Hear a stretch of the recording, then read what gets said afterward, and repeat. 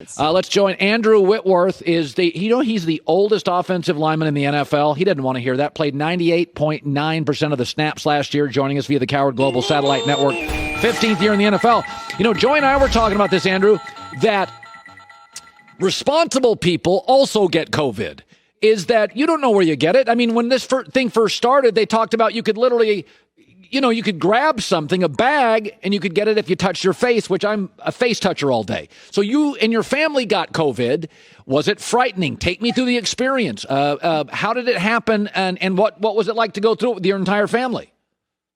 Yeah, it actually just happened to happen to us right before we went to go see our families back in Louisiana. We had a family member that went to lunch with someone, and it happened to be that restaurant had a breakout, and a couple of employees there had it, and a lot of patrons that went ended up with it. And so it was one of those things where, we keep declaring it as guys are going to have to be smart, not make bad decisions. But I mean, some of it's a little bit of living your life, things can happen. And, having a simple lunch with someone in the wrong place at the wrong time, or being somewhere and around someone at the wrong place at the wrong time, it happens quick. The whole family got it. Luckily, everyone did great, and everyone's healthy now. So we're happy to be through it. Now, what's interesting is I was talking to somebody yesterday, a very smart person, and they said, I think football will work. I am concerned about larger linemen, and you are an offensive lineman, don't know your weight, but I'm sure it's close to 300 pounds. Have you thought about that in that range of people concerned close to 300 pounds, although you're in great shape? Does that something that concerns you?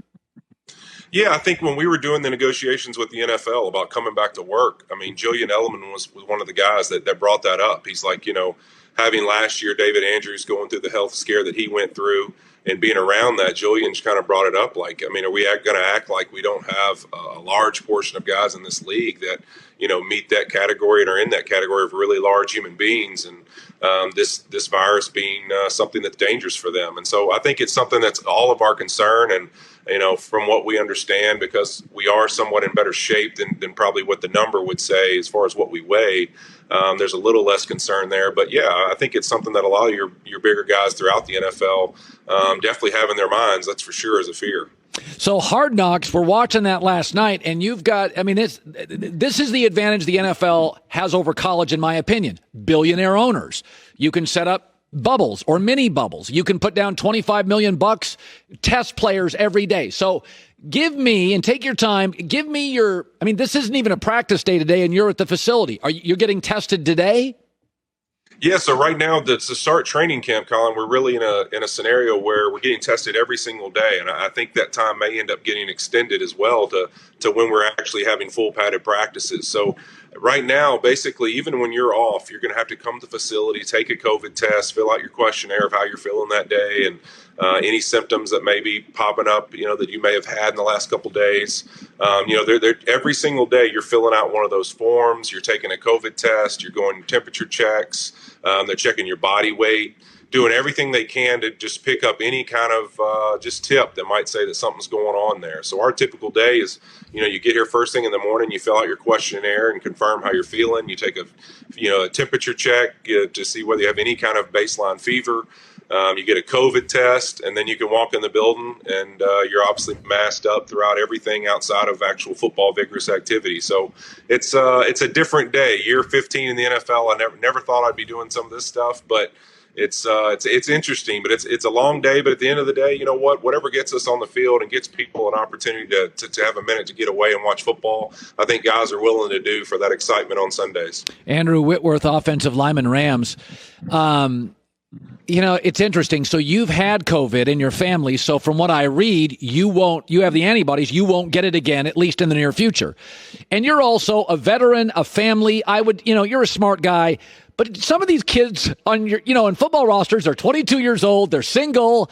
Do you find yourself as a kind of a veteran or a mentor role sometimes? Is McVay addressing this? That for some of the younger players, guys, you can kind of torpedo a locker room on this. I mean, is this discussed by Sean McVay?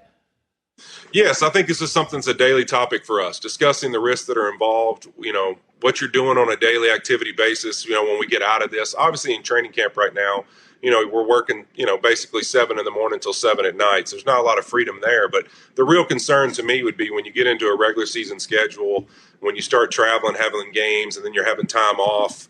I think it's one of those things that I haven't liked how, we like to describe it as guys making bad decisions. But, I mean, some of these young kids may just want to go see somebody and not be in their apartment by themselves all the time. Right. And going through the vigorous activity of football, just need a release to go, hey, I just want to sit with someone and have a drink or have a meal and visit. And anything like that, just the wrong exposure can cost a team, possibly cost our season. And so it's tough to really, I would think, if I was 22, 23 years old, to wrap my head around the fact that, for 6 months, you not only want me to do a job that's not easy to do physically, but you really don't want me to have any kind of social life as well. I think that's going to be a struggle for guys, and we just got to continue to encourage them to try to make the best decisions possible. But then also on the other side, medically, we just have to be prudent and make sure that we're doing our temperature checks, wearing our mask, getting COVID tested, and making sure that we're on top of it as much as we can be.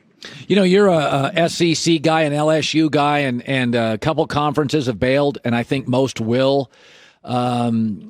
It's some of these small towns, Baton Rouge, LSU football drives that economy. It's a big deal. Where do you kind of land on the college football? It's funny. I was saying this, that I feel bad because I do think, like, Joe Burrow does not happen if he doesn't come back for his senior year. If Joe Burrow, this was his senior year, he's a 5th-round draft pick. It changed Joe Burrow's life. You played with guys at LSU who didn't have maybe a lot of financial security when they were 16, 17. Literally, LSU football changes people, generationally changes lives. And that's what I feel bad about. It's not, I can handle as a sportscaster not having college football. Your thoughts about what college football, though, we may have a gameless season. Yeah, I think it's just wild to wrap your head around. I mean, I look at even in my time there, a guy like Joseph Adai, who was really somebody who'd played sparingly in his career, and after his junior year really had not played as much. And then our senior year, he plays a bunch and becomes a top 10 pick by the Indianapolis Colts. And, it's one of those things that, man, that one season changed his entire life. He goes on to win a Super Bowl as a rookie. Yeah. And so it's like you think about those kind of scenarios and you go, man, just missing this one season, how much it can affect people's lives, not only just football players, but all the people that enjoy to watch it. My senior year at LSU was Hurricane Katrina, and going through that disaster and really realizing to people how much football meant to them. I mean, we would have people come to us daily. Our entire campus was a health triage center, basically, and we'd have people all the time come to us and say, look, the only thing I got out of this deal, I lost my house, I lost everything I had, but I got my season tickets, and I just want those couple hours on Saturdays to think about something else. And you look at what we're going through now, it's just almost that opportunity. I think people want it more, not because they think it's safe, not because they think it's going to be okay, but because it's just something to get away and enjoy their sports and enjoy their time to think about something other than what the world's going through. It's always a pleasure to talk to you, Andrew Whitworth. So you get tested every day I've been tested twice, and I got to be honest with you, I don't like people sticking those things up my nose. It is so weird. So you get tested every single day. Every single day, Colin, get a brain check. And that's where that thing goes. I'm not kidding you, Joy. It's right up there next to the pupil. It's not fun. And that's a big tough guy, and he doesn't like it either. Andrew, great talking to you. You too, Colin. I appreciate it. Hi, everybody. Thanks for watching. Subscribe here to get the latest from the show. Also, be sure to check out more of the best clips from The Herd or go watch a few segments from other shows on FS1.